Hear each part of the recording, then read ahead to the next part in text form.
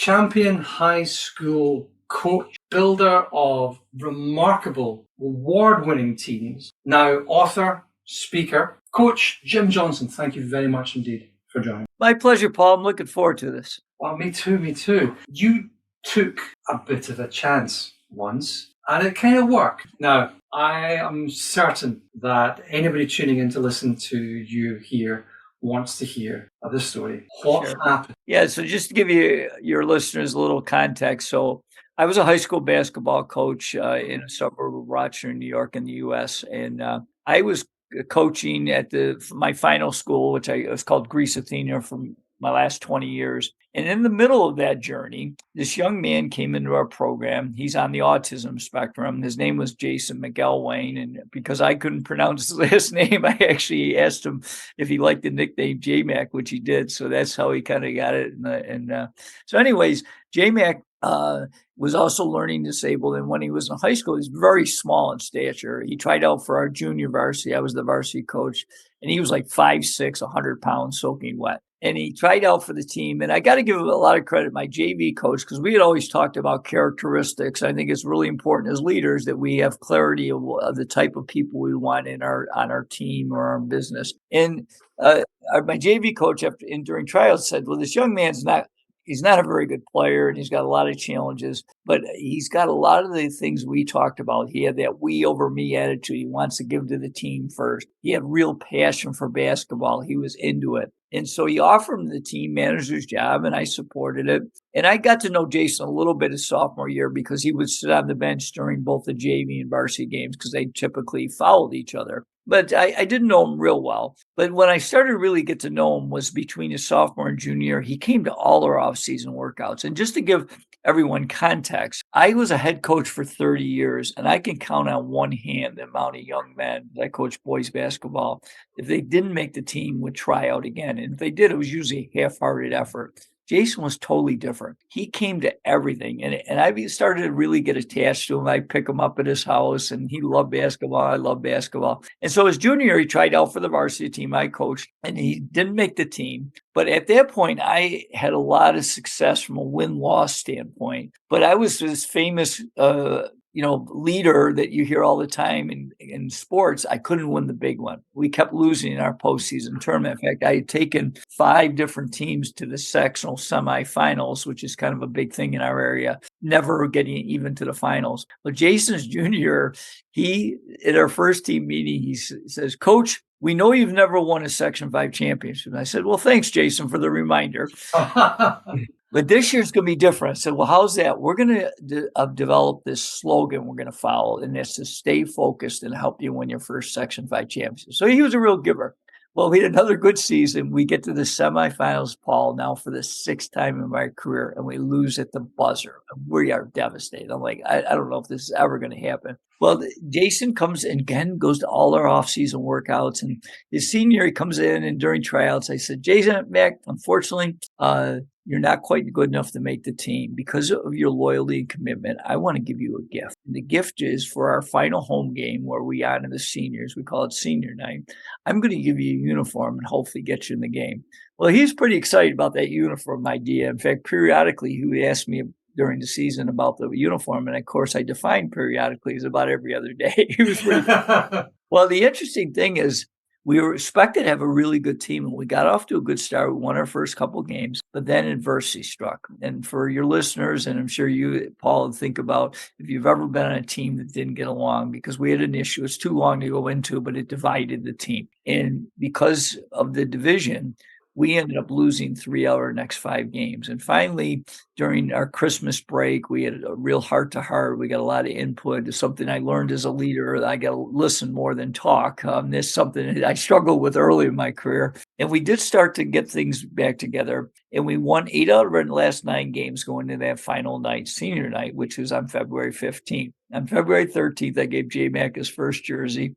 There was a rumor going around school that he slept in it for 2 straight nights. He was pretty fired up. And of course, it was, one of our last jerseys, and it was so big. He swam in it, but he didn't care. Well, it was really cool. So senior night, we honor all our senior players and bring out their parents and guardians before the game. But to see Jason embrace his parents in uniform instead of his white shirt and black tie that he always wore was really cool. Well, it cut to the chase.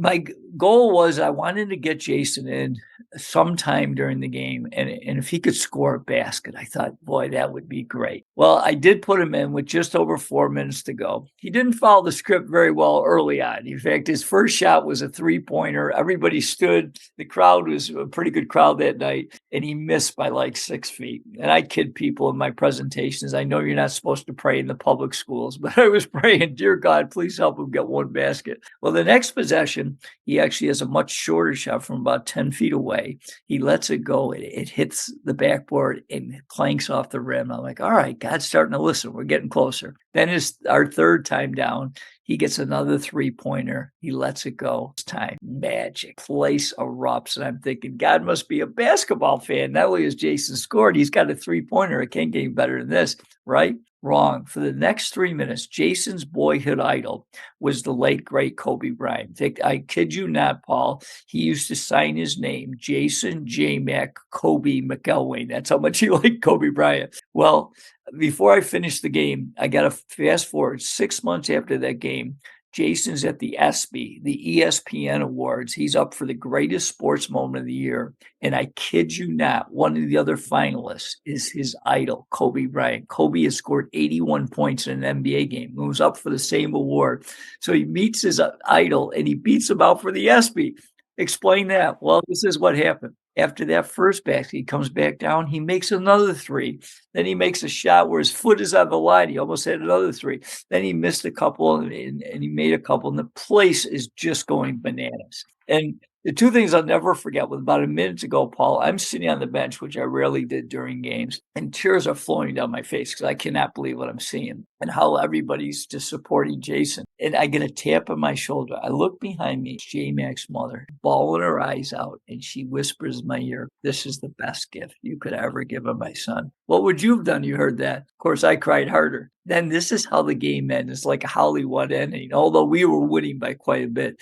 But at the end of the game, our opponent, Spencerport High School, I want to give kudos to their team and the coach. They were really supportive that night. They score a basket, and our player that takes it out of bounds normally throws it to a point guard. This time, he throws it to J-Mac. So J-Mac's dribbling down the court, and I see the clock ticking down, 7, 6. I'm thinking they're just going to let him go in and make a short shot, a layup.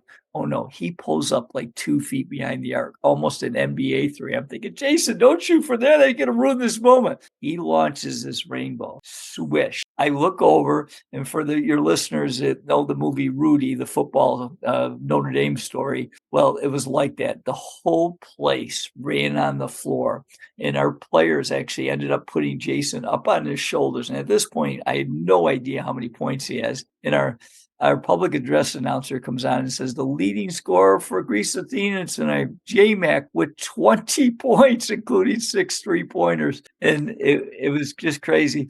And there was a lot of lessons, but I'll just close with saying this. The thing that was so cool, Paul, is the 4 guys who were on the court with Jason. I never asked them to pass them the ball. It was out of their own heart. You know, we always talked about we over me and how you'd be a great teammate. And they passed the ball to Jason every time. In fact, I still kid Jason because I still see him all the time. I said, Jason, I'm looking for your first assist. You never passed the ball once. But that really showed how the team had really come together and how they put Jason. I always talk about great leaders shine the light on others. So you go back and you've got a moment of disruption where things are not working, where there was some conflict, you had to take it apart, put it back together again. How do you get from identifying what the challenge is, fixing it, to the point where a relative outsider that you take a chance on, you've built a team, enough of a team, who appreciates this kid who's sitting there, just coming along, wearing the jersey because it's nice for him. They actually bring him into something. Because you're down at that point. The other team's winning, okay? Your original goal was you're going to win it so you can just give them some play at the end of it. But it turns out you're losing it. So you give them some time anyway because it ain't going to make a difference. But you've got these kids, these young men who are, 15, 16, 17, something like that, yeah? Yep. To a position as their coach where they are willing to not just take a bet, as in give the kid a shot. He's a nice kid. But actually risk the game, because it gets to the point where they're winning, they're about to win. Now, 1 or 2 points away, they say, well, hang on, this kid's got it, he's won. They still pass him the ball. How'd you get that? What was that? What was that difference? Well, I do want to clarify that actually we were ahead. It wasn't like we were losing the game. So I don't want to give the listeners the wrong impression. Okay. So, but to answer your question, I think the thing, that I've spent a lot of time studying is leadership and how leaders build successful team culture. And I think that's a day-to-day experience of spending time. Just to answer your question really specifically, though, to give you the example, is that when we were really struggling with this internal strife, the thing that I really encourage leaders is that you have to, number one, call the elephant out of the room. And initially, I was ignoring that elephant. I was like, I know it's bad, but I was just trying to fight through it. So I brought him all in for a team meeting, and I shared with him. I said, guys, unless we change and bring ourselves together, our season's going to go sinking down into the ocean because we can't play this way. But this is a huge thing. This is something I learned. I really want to encourage your listeners as a leader. I became vulnerable. I said, guys, I don't have the answer. You do. You got to be willing to share how we can unite this team. And when I did that, Paul, in fact, it was funny because when I talk about it, it seemed like it was 5 minutes before even anyone said anything. It was probably only 30 seconds, maybe 45 seconds. But just that silence, which can be deafening, right?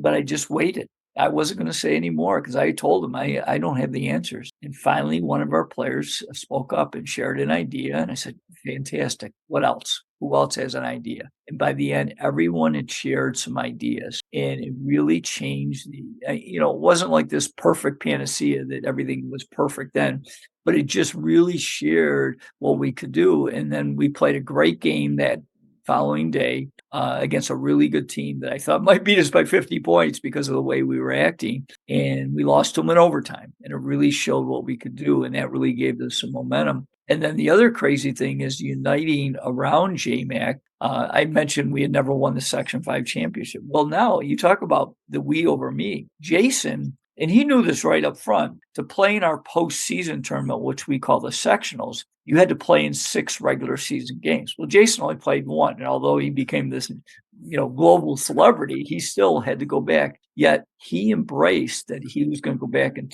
be our team manager and help us win our first Section 5 championship. And because we got so many publicity, we played our championship game that year for the first time ever getting there in front of a sold-out arena. In our area, basketball, people like it, but usually we go play in a downtown arena of about 10,000 seats. And usually for our championship game, you'll get 3,000, 4,000, 5,000. The place is sold out, Paul. And we fall behind our first championship game like 13-3 after 4 minutes. But the other thing that I learned as a leader, because I was putting so much pressure on myself in those postseason tournaments, and at leaders, we do that a lot. It's my fault. But at the same time, what I've learned, and I want to pass on to your listeners, is to be an effective leader, you got to be the rock through adversity. And early, I was not.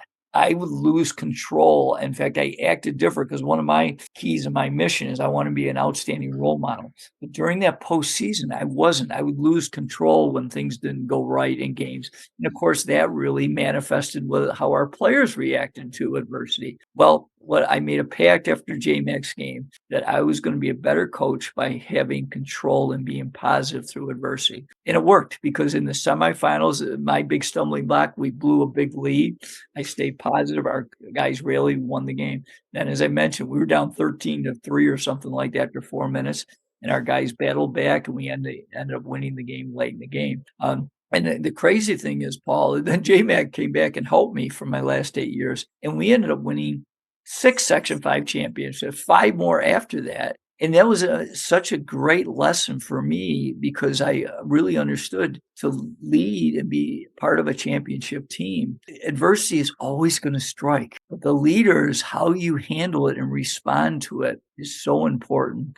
And that was just a great lesson I want to share with your listener. So it sounded like you first of all tried to brute force your way through. Yes. Force. Yeah. You just push. Yeah. And then with a lot of trial and quite a bit of error, Yeah. you found, you talked there, you said you used the word key. So an effective leader has to be the rock through adversity. Now, Right. I know you speak about some keys to leadership. Do you want to take us through a few of the high level ones here? Sure. Well, I have 7, but I will just run through them very quickly, and then I'll highlight a couple. So how does that work? So number 1 is I call clarifying your vision, and we'll come back to that because I think that's really important about mission. 2 is building trust. I think that's another one we really should dive into because it's so essential to building a great team is to build trust. 3rd is what I call creating the edge. Number 4 is effective communication. Which is something that I learned. I talked about that story about becoming a better listener as opposed to trying to think you know all the answers. Number 5 is a simple one to say, much more difficult. I shared how I wasn't a very good example, and that's leading by example. Then the 6th one is my leadership philosophy called Leave a Profit. And the 7th one is something I really started to push in my second half of my career. And it's something I really push in leadership is to become a servant leader. So let's go back and talk about the first 2. And then if you want to dive into any others, we can do that as well. The first one, clarifying your vision. One of the things that I'd like to share with young leaders, and the famous, if you went back, 20 years or 30 years or 40 years in my case, what would you have done different? The one thing I really share with people is that I think the clearer you get about why, and I always share with them, why were you put on this earth, or you're a person on faith? Why did God put you on this earth? And one of the books that changed my life immensely, in fact, I got a chance to speak to the Franklin Covey organization with Stephen Covey's book, The 7 Habits of Highly Effective People. And that's what he talked about, is really getting clear about your personal mission. Well, when I read that book, I had no idea what even a personal mission was. And I really started, because I always talk to leaders, is that if you're going to be an effective leader, the first person you got to lead is who? Yourself, right? And so when I got clarity, and something I encourage people is to get their own personal mission statement. I'll give you an example. Mine is to be an outstanding role model that makes a positive difference in the world by helping others make their dreams come true. And when you get clarity of your why, and I think it's really important with mission, is to make it pretty concise, something it's important to you, but also how can you help and serve others? I think that's really got to be a part. It's got to be bigger than you. And then the second piece of that is a team mission statement. I talk to a lot of businesses across the country, and many of them, if not all of them, have a mission statement. But the problem is it's not something that people really know. And I always talk to leaders, you got to be the chief reminding officer, the CRO. You got to be constantly reminding, living and sharing the mission consistently. And so, for example, when we built our team mission through our programs, we decided we wanted to develop winners on and off the court. And it was my job as the chief reminding officer. I had to share with them, what does it take to win on the court besides winning the scoreboard, being a great teammate, being a good sport, how to handle adversity. Off the court, being the best student you can be, being someone that contributes positively to our community. Those are things we were trying to teach on and off the court. And so that's really important, is that getting clarity about your team mission and then making a positive thing that you reinforce day in and day out by your words and action. Then the second piece is the building trust. And, Paul, when I ask people, I often in my leadership presentation, I'll ask them early, how many of you, with a show of hands, believe that trust is important to building a great team? Paul, I spoke all over, 100% hands up. Okay, no one disagrees that you can't need trust. But then I shock them. I say, well, do you have a plan to build trust? Kind of everybody thinks, a lot of people don't. And that's something because, as I mentioned, I struggled my first varsity position, but then I took over 3 other programs. And with my staff, what we talked about, it was how we're going to turn things around and develop that mission. And then we always would talk about our 3 keys to building, because if we're going to have success, our players have got to trust the staff and the players got to trust each other. So we spent a lot of time, but our 3-prong attack, just to give people an example, because I think you need to develop your own plan of trust is, number one, you have to be consistently aligning your words and actions. So if I say that being on time is really a high priority, okay, what I call a non-negotiable, yet when we come to practice and I come in 5 minutes late, I've hurt the trust account. If I consistently come in late, then that really is a meaningless thing because it's not a non-negotiable because you're not doing it. So that's number one, is aligning your words and actions. Number two is we really wanted to build our foundation on telling each other the truth. And I always talked about that being an art and science. And what I mean by that is there are times where you need to call out somebody in front of the team. And that's because you got to know them and you know they can handle it. And it's really good for not only them, but for the team. But there are times where it's not appropriate, and that's where the art is. And sometimes you need to close in a one-on-one conversation, but you really got to base on telling each other. I think that's really important. And then the third thing is, and in my case, I took over 4 programs that weren't very good. The first one was a disaster. The other 3 we did pretty well. And the thing that I really encouraged our staff is we've got to consistently keep them doing right. And we got to praise them. And what I really emphasize with leaders is praise with specific. Let me give you an example. Instead of saying, in my case, because I coach boys, nice job, Johnny. Well, Johnny likes that, but he really doesn't have clarity of why he's getting praised. Now I say, hey, Johnny, that was awesome how you dove on the floor for that loose ball. That's what championship players do on championship. Now we're starting to build that vision and mission. And now he has real clarity. And he's probably going to dive on the floor again because he knows that we're getting specific praise. And then I'll give you a little sidelight caveat. Because people often ask me, well, don't you have to correct and critique? And I said, yes, you absolutely do. But as you build trust by catching him doing right more, then correcting becomes a little bit easier. It's still never easy, okay? But the other thing that I really learned, and I want to pass on to your listeners, is that when you correct people, then you've got to paint the picture of what is you're looking for. All right. It's because if you just yell at a person and say, Johnny, rah, rah, rah, rah, he's upset with you because he really, yes, he knows you're frustrated. But, so I would yell sometimes, but I'd say, you didn't run back on defense. And, if we got in a debate, then, we would show him the video because I always would tell him the video doesn't lie. Did you run back on defense? No, coach, I didn't. So I think those are things that when you do correct, which is part of the job as a leader, you got to make sure that you're painting the picture of how they can correct it to do it right next. So clarify the vision. Why did God put you on earth? Build trust and have a plan to build trust rather than just wave your arms in the air and say, yes, who wants to change me? No, him. Then creating the edge, effective communication, leading by example, lead a prophet, and become a servant leader. What were the last 2? Because this is good. So we've got last 2. Yeah. You want me to go in leaving a prophet? Leaving a prophet. Okay. So one of the things that, and this is a little bit different than mission because it's really, it'll be a little bit more like of your mission because when you're your mission, I think you also got to develop a leadership philosophy of how you want to run your organization and that kind of thing. So this is not something new. The terminology is a little bit different, and it kind of catches people's ears, the leave a prophet. But simply what it is, and we've heard this all, but are you living as a leader? For ours, what we were talking about leaving a prophet is everything that we touch, we want to make better. Or in other words, everything we touch, we want to turn into gold, not garbage. And I give a simple illustration. When we would travel to another school, and when we would go in the locker room, when I walked in, if I saw a piece of trash on the ground, what do you think I did? Pick it up. I picked it up. Now, of course, because what I'm really trying to share with our players is everything we touch, we want to make better. Now, I didn't leave the piece of garbage there, but you know what? I helped make the locker room a little bit better just by picking up the trash and put it in the garbage can. And that's something we really wanted to share with our players. How can we, in everything we do, just get a little bit better, that 1% rule?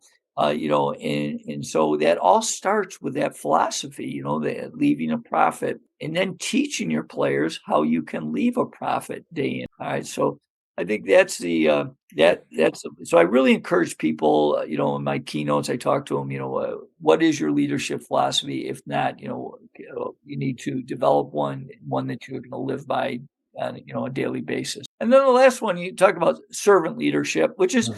really big, and you hear about it a lot now. But I think one of the things is people misinterpret, because I often hear, well, if you're a servant leader, your team members are going to walk all over you. And then, to me, no, you don't know what servant leadership. So let me define it from my perspective. What I look at servant leadership is the traditional leadership pyramid was the leader's on top and all the team members are below the leader. Well, now the concept is we flip the pyramid and now the leader is on the bottom. And the leader's mindset day in and day out is how do I lift and serve my people to help them become better? And I think the ultimate servant leader is someone that gets to know their people, cares about their people, and helps them and helps develop them to become leaders in two ways: leaders of themselves, which is where it all starts, and then the ability to lead other people on their team and influence them, where you start to build this real accountability system of things like, our leadership philosophy. Are we leaving a profit every day? And is everybody buying in so that if you see, like if one of our players sees another player, throw a piece of garbage on the ground, are you going to call them out? Because that's not our leadership philosophy. So I think those are things that you're trying to build day in and day out. And the big word in leadership is consistent, because you are going to have ups and downs. And certainly in all our basketball seasons, we had ups and downs, and some years more ups and downs, some years more downs than ups, right? But that consistency of leading by example and getting clarity of the mission of the leadership philosophy and implementing that day in and day out. Because I think as we started to have a lot of success in my final position, my last 20 years, we never had a losing season. It got to the point where our program became attractive, where people wanted to be in our program. The little sidelight to that, though, is Paul, is it was not easy to play in our program. We demanded a lot, but we also had a lot of success. So, it came hand in hand. But we started attracting the right people that had a great work ethic and loved basketball and were we over me guys. And then we started to have a lot of success. So you gave the lad, J Mac, a chance. Mhm. And from that, it kind of crystallized an approach to leadership that you're turning in. You mentioned the word consistency there. Another Yep. word that's bandied around quite a lot is sustainability. Now, obviously, you cannot hope for a lucky five-legged sheep, as the French say, Right. to land on your lap Yeah. for every game. What was the step? What was your thought process going from that into establishing this fairly clear 7 key leadership philosophy? How did you get from one to the other? Well, because you're right. Like, what happened to J Mike night is I kid people. It's a great story. It's a great story. I mean, you're not going to beat that. I call it the coach in a miracle, because to me, I lived part of a miracle. What I really learned so much from that season, because of all the adversity, is really getting even more clear about my leadership keys and how we were going to implement them day in and day out. So teaching the staff, then them teaching the players. The other thing that I really became much better is getting input and advice from the players. I think often, especially in coaching young people, you think you're the person that's got to know all the answers. Well, we know not only in athletics, but we know this in business as well. The people that are usually closest to the, in my case, the basketball game, the people that are actually playing have a lot of things that they learn by playing that by observing on the sideline. I don't get that. Just like, your frontline people that are closest to your customers often have great insights if you're willing to listen to them. So I think, you talk about keys to communication. Like one of the things I had 2 different, what I call leadership teams. I had my staff that we would have meetings, and I had a captain's meeting every week. And we usually had 2 to 3 captains. And the interesting part, when we started that, I did that for many, many years. But I changed how I did it my last 12 to 15 years. And what I did is instead of coming in with a pure agenda all about what we needed to do, it was all about like, hey guys, how's our team chemistry right now? What do we need to do to improve it this week? How can I coach you better? Is there anybody on the team that's hurting right now? So I just asked questions and tried to get as deep as I could in getting them to share feedback. And something I did some, but I wish I would have done more, and I encourage is also invite, like, if we had 3 captains, I would invite another player into this captain. So I was helping them and seeing what leadership was all about, because I think it's important to teach all your people. So I would encourage as leaders, if you have a leadership team, bring in someone that's not part of your leadership team, that's part of your organization, just so that he or she gets perspective. Because I think that's so essential, is that you're getting consistent feedback. And that's done by having meetings where you're asking a lot of questions, and then you need to have that safe environment so that when they share something that you may not agree, like I always took the approach, if one of my players shared something with me, I usually would say 3 things. One is, wow, that is awesome. Thank you so much. We're going to implement that as soon as possible. And then I would do it. Number 2 is, very interesting. I really appreciate your thoughts. I'm not sure right now. I need to talk to maybe the leadership team, the coaches, or maybe our captains, and see if that's something that we need buy-in to implement. Well, the third one would be, John, I appreciate your feedback on this, but right now I don't think that's the right fit, and here's why. Now, from that perspective, they may not agree with what I shared with them, but at least they saw that I listened, and I had I was willing to, tell them my side of the situation, because people do appreciate when they feel like they're being heard, even if it's, not always going to change, even though they give you a suggestion. Appreciate you being heard. Yeah. I mean, the whole supporting the upside down pyramid, the whole Yep. being there for the others. I mean, the object in my mind of leadership is the success of the people around you. Yeah, Making absolutely. people around you successful. Yep. Okay. So being the rock through adversity, we over me. I don't have the answer. Giving other people a chance. If there was one thing that you could write on 10,000 billboards, advertising that you have all over the country, one thing, what would it be? Anything. I would write it in thing, respect all people, spread kindness, and serve others. That would probably fit quite neatly. Respect all people, spread kindness, serve others. Lastly, then, what are you working on right now, Coach Jim? So right now, I'm working on a second book. So I've actually got a couple book projects. I'm one that I'm part of a book where I'm doing a chapter that's going to come out this summer. And then I'm working with a couple other educators, and one of these I'm going to finalize is a leadership book. So that's something I'm spending time on. We still do our podcast, so I enjoy that a lot. And I just, day in and day out, I try to make an impact with the things that I do. I give a lot of free content because I just want to spread the words that I think can help people. Coach Jim Johnson, thank you very much indeed for joining. Yeah, and Paul, I'll just say the last thing is, if I can help anybody, I do have a lot of free content at coachjimjohnson.com. That way I wouldn't forget it. I do have a free newsletter that we do monthly. I have a free weekly blog. I have a YouTube channel, Coach Jim Johnson. And then the last thing is I share a success thought every morning. I also do what I call a daily dose of leadership. And then I do a book recommendation. I'm a very avid reader. I know we've talked some about books. So I do, in fact, a book that I really enjoyed. We had one of the authors on our podcast earlier. It's called The Score That Matters by Ryan Hawk and Brooke Cups. And Ryan actually has a very big podcast called The Learning Leader Show. So, we're out trying to, share good ideas to help others. Changing the world one day at a time, one hoop at a time. So, Jim, thank you so much. thank you, Paul.